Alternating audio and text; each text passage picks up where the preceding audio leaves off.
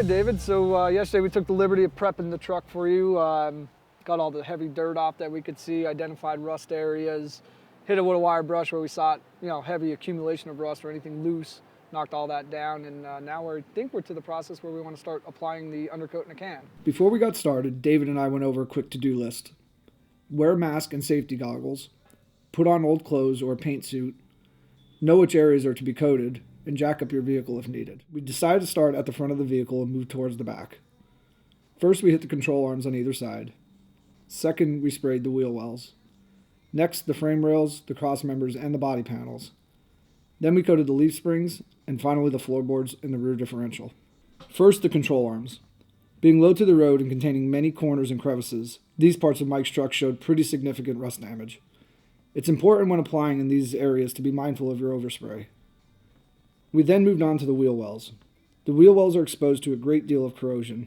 Tires are constantly kicking up debris into these areas, so it's absolutely essential to coat them evenly and at the correct film thickness. What is film thickness? Okay, so before we move on, the dried films of coatings are measured in mils, a measurement nearly equivalent to the width of a human hair. For the purpose of undercoating in a can, we want a wet mil thickness of 10 to 12 mils, which should yield about 5 mils dry. Though you can purchase a film thickness gauge online, we've estimated that 3 passes at 12 to 16 inches yields roughly the same amount.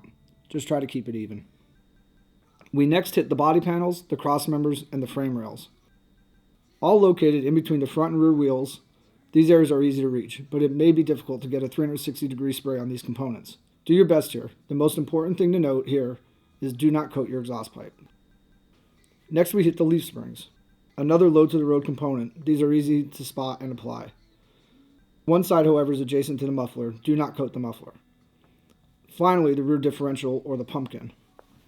Be careful here not to spray any moving components or parts of the exhaust system. To learn more about this product and other petroleum products, watch our previous video and subscribe to our channel. New stuff is on the way. Stay tuned.